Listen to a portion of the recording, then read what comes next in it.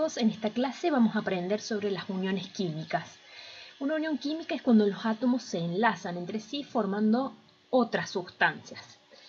Resulta que, por ejemplo, el agua se forma por la unión de dos átomos de hidrógeno con uno de oxígeno. Y gracias a esa unión química tenemos el agua. Otro ejemplo es, por ejemplo, la sal que utilizamos para las ensaladas, la comida. Se forma por la unión química de sodio y cloro, ¿sí? Ya vamos a ver qué es lo que sucede entre ellos para que se produzca la sal, por ejemplo. Resulta que se estudió que todos los elementos de la tabla periódica reaccionan entre sí, es decir, si yo mezclo estos elementos se van a formar otras sustancias, pero se observó que hay algunos elementos que no reaccionan con ningún otro. Y estos son los de la columna o del grupo 18. Y a estos se los llamó gases nobles o inertes. Y se vio que ellos por sí solos son estables, por eso no necesitan reaccionar con ningún otro. En cambio, todos los otros elementos de la tabla periódica buscan ser estables. Entonces, en esa búsqueda de ser estables por sí solos, reaccionan entre ellos para formar diferentes compuestos. Entonces, al estudiarlos, por qué esos gases nobles son estables, se vio que el grupo 18 tenía algunas cosas en común. Primero que no reaccionaban, sino que estaban aislados, no se unían a ningún otro elemento. Y la otra característica era que en su última capa del átomo tenían 8 electrones, excepto el helio que tenía 2 electrones. Entonces se vio que eran los únicos que podían tener esa cantidad de electrones en su última capa y se adhirió que gracias a eso de que tiene 8 electrones en su última capa, excepto el helio, eso le daba estabilidad. El helio, a pesar de no tener 8, pero tener 2, también es estable y no reacciona con ningún otro elemento. Entonces, eso de tener 8 electrones le da estabilidad a los átomos. Como todos los demás elementos de la tabla periódica quieren también ser estables, entonces lo que hacen es, de alguna manera, adoptar la forma de un gas noble. ¿Cómo hacen eso?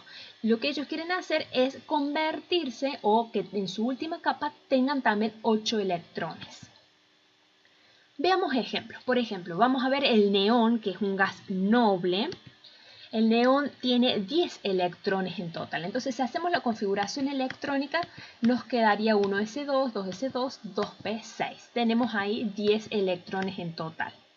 Entonces, si lo tuviéramos que dibujar, tenemos que en el orbital 1, en el nivel 1, tenemos 2 electrones. Y en el orbital 2 tenemos un total de 8 electrones. Era lo que veníamos diciendo recién, que los gases nobles en su última órbita tienen 8 electrones. Veamos otro ejemplo, el argón. El argón también es un gas noble y tiene en total 18 electrones para acomodar en sus orbitales. Entonces tenemos 1s2, 2s2, 2p6, 3s2 y ahí tenemos, y 3p6 tenemos 18. Si los tuviéramos que dibujar, en el nivel 1 tenemos 2 electrones, en el nivel 2 tenemos 8 electrones y en el nivel 3 también tenemos 8 electrones. Entonces, esta es la regla del octeto, que en su última órbita tienen 8 electrones y esa cantidad de electrones les da estabilidad. Es decir, son estables por sí solos y no necesitan reaccionar con ningún otro elemento, sino que pueden estar en la naturaleza así, solitos, aislados. Bien, veamos el sodio, que el sodio no es un gas noble. Si hacemos la configuración electrónica tenemos 11 electrones, entonces me queda 1s2, 2s2, 2p6 y 3s1. Si contamos en total nos quedan 11 electrones. Si lo tenemos que dibujar, en el orbital 1 tenemos 2 electrones, en el orbital 2 tenemos 8 electrones, pero en el último orbital, en el orbital 3, tenemos 1.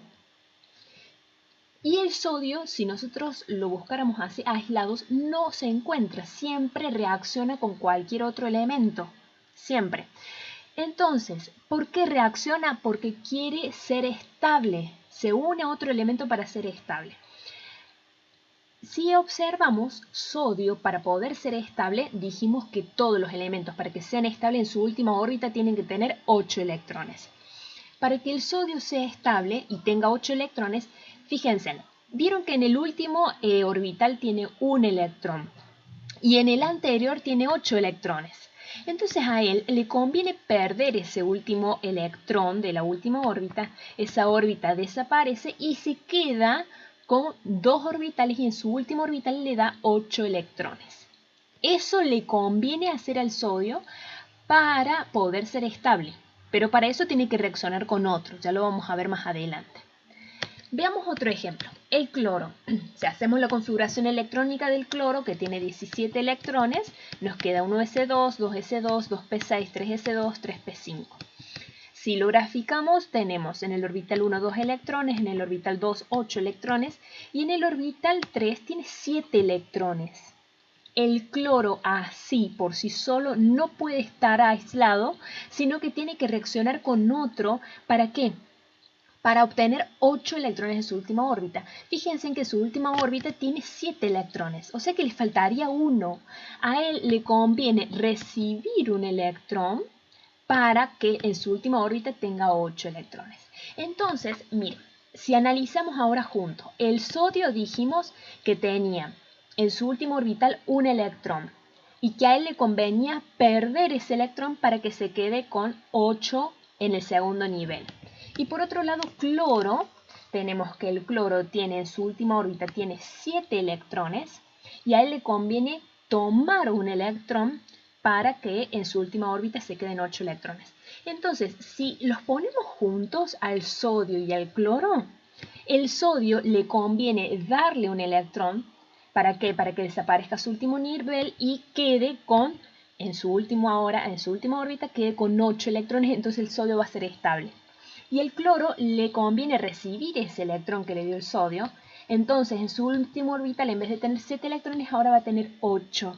Cada uno tiene 8 electrones en su último orbital, entonces los dos son estables. ¿Y saben qué se formó ahí? Sodio y cloro, se formó la sal. Una sal cloruro de sodio, que es la que utilizamos para hacer la comida. Bien, esto se puede graficar mediante una estructura, que es la estructura de Lewis. Lewis fue un científico y él estableció que la manera de representar uniones químicas era colocando el símbolo del elemento y alrededor la cantidad de electrones que tenía en su última órbita. Esos electrones se pueden representar con puntos, rayas o cruces, ¿sí? Para determinar la cantidad de electrones. Bueno, para eso nosotros necesitamos la tabla periódica. En la tabla periódica tenemos los elementos representativos. ¿Recuerdan cuando vimos tabla periódica? Los elementos representativos eran los que tenían el número romano y al lado la letra A. Miren, si los marcos acá tenemos la 1A, 2A, 3A, 4A, 5A, 6A, 7A y 8A, que me faltó marcarlo, pero es el último, el de los gases nobles. Esos elementos me dice que si el elemento está en el grupo 1, la cantidad de electrones en su última órbita, que ahora la vamos a llamar electrones de valencia, es lo que me dice el grupo. Por ejemplo, el litio está en el grupo 1, por lo tanto, la cantidad de electrones en su última órbita y por lo tanto sus electrones de valencia es 1.